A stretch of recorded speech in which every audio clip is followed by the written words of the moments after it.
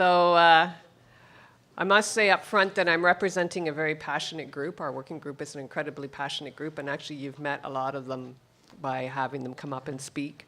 I'm going to just touch a little bit on, I think everybody knows why we go to mental health. I would say initially the ministries in the province's mental health plan was really focusing on PTSD, and you heard Kim talk about PTSD, and you heard a lot about PTSD. And then it broadened to deal with chronic mental stress. And as of January 2018, you heard earlier that chronic mental stress is now claimable under the Workplace Safety Insurance Act.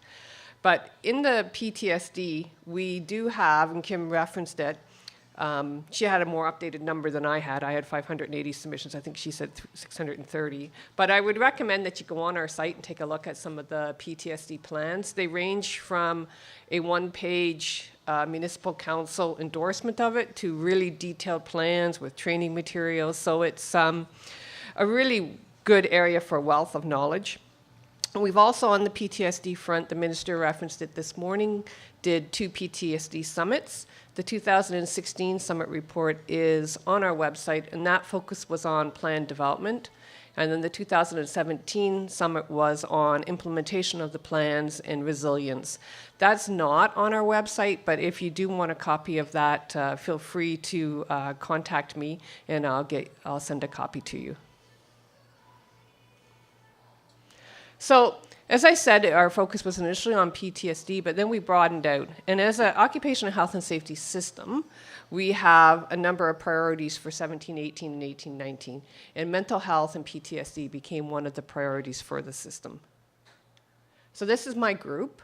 It's an absolutely wonderful, passionate group. We have representation from each of the health and safety associations. We also have WSIB sitting on that group. So here's our strategy, and I want to get it into a nice book format like Manitoba has. I really like that book. But it actually pretty much almost mirrors what Manitoba talked about this morning, is for a workplace mental health strategy, and again, this is the strategy that the province wants to have within the system to help workplaces address workplace mental stress. This is not the OPS strategy. So what we want to do is we want to promote and support psychological health and safety in the workplace. We have a number of pillars: language, and I'll go sort of into details a little bit more in each of the pillars: capacity, marketing, research, and then data. But really what we want from a system perspective, and again, this is an inward-facing perspective, we want to have the consultants being able to use the right tools when they're going into the workplaces to help those workplaces have the conversation around workplace mental health. And we also want to have longer term a reduction of the chronic mental stress claims from WSIB. But again, since they've only started to be claimable in 2018, that's one of our longer term goals. And then we want to have the system providing the right service, leading to mental injury prevention in the workplace. So our implementation plan, so one of the things we struggled with and we had a huge discussion on was around common language. So really what we wanted to do is have common definitions, and I don't know if you attended May Day last year, but there was a bit of a survey on what do the definitions mean around mental health and what type of common language. So we have that common language. Now this common language has been incorporated into the Health and Safety Association's training material. It's been incorporated into all of our messaging. So in Ontario as a system, we have common definition and common languages around workplace mental health. So if you think of Manitoba's pillar on increasing capacity, that's what we wanted to do as well. And from us, the perspective of increasing capacity was really increasing the general knowledge and the awareness for the health and safety consultants when they're working with workplaces to be able to start that conversation with the workplaces and be able to provide those workplaces with tools. And we sort of had a bit of a plan around this, but this really got accelerated when we found out that chronic mental stress was going to be claimable in 2018. So we collectively as a system, which was the first time all the health and safety associations in the OCAL gathered together to be able to develop a general awareness seminar, and then it was provided to all the health and safety association consultants and field-facing staff or field-facing staff at the same time. So we did one in December and we did one on January 12th, and we also have that webinar now. Again, it's an internal webinar, and it's really touched on letting the consultants know about the chronic mental stress strategy. What we didn't want to have happen January 1st was a workplace to say to somebody in the occupational health and safety system, what is this chronic mental stress claim and what do I do? And have that consultant say, well, I don't know anything about this. So we really wanted to be able to have general knowledge of what the WSIB policy was.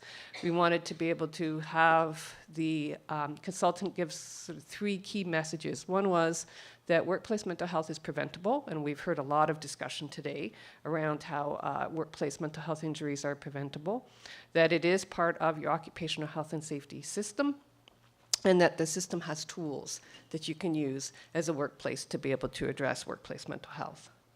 And we're going to be doing a second general awareness webinar. The target of that is the end of May. And on that, we want to be able to have the consultants have a better understanding of a lot of the tools that are out there for workplaces. And you heard a lot of those tools already today. And then we'll do a third webinar in the fall, and that'll really be dependent on what we hear back from the consultants who attend the first 2 webinars as to what topics they wanted to focus on. And then we really wanted be able to have an outreach strategy. So there's a lot of tools out there, and there was nervousness in the system when chronic mental stress became claimable because there wasn't a good general knowledge of what tools are out there for workplaces to be able to address chronic mental stress. And you found out today, listening to the session, there's a lot of tools out there for workplaces. And one of the challenges we have with workplace mental health, and you've heard this theme sort of throughout the day, it is preventable, but it's not a black and white prevention. It's not putting a guard on a machine and then walking away saying this is done. It's a journey and it's a cultural change. So that's one of the other messages is we wanted to give in terms of the availability of the tools.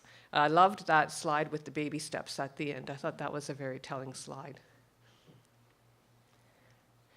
Then what we want to do is we have research. So at the back of this deck, which I think will be available to people, we have a summary of all our research grants. And actually the research call for this year, the majority of them came in around workplace mental health, which is a huge step forward because we wouldn't have had that interest in addressing workplace mental health. So we have a number of grants out there right now looking at what type of tools and how do we help workplaces address mental health. And then this last one is, well, I'm really excited now is after hearing John's discussion on all the results coming out of their tool, is really what we want to be able to do is we want to be able to look at the data that's out there. And I was a little bit disappointed when I heard this morning there's not a national database around data, but at least we have the sort of Ontario perspective.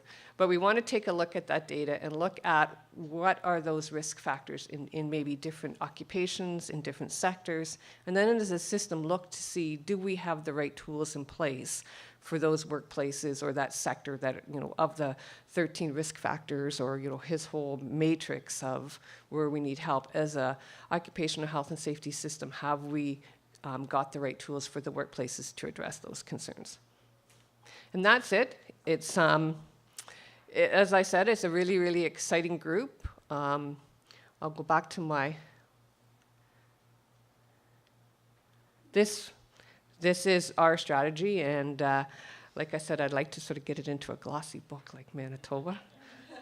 But it is touching on the same sort of things, and again, the general message is that we, as a system, have identified key messages, and those key messages have been put into all the materials. Well, again, it's preventable, as you know. It's, there are tools for workplaces to address it, but it's not something that's going to be simply done overnight. And then the rest of the presentation, as you'll see, is the tool. So you've heard about Think Mental Health. You heard about the mental toolkit, first responders first, and then these are the research grants that we have in place. And that'll be in the presentations. So I'll leave you with my great schematic. And then who's on the team. Okay.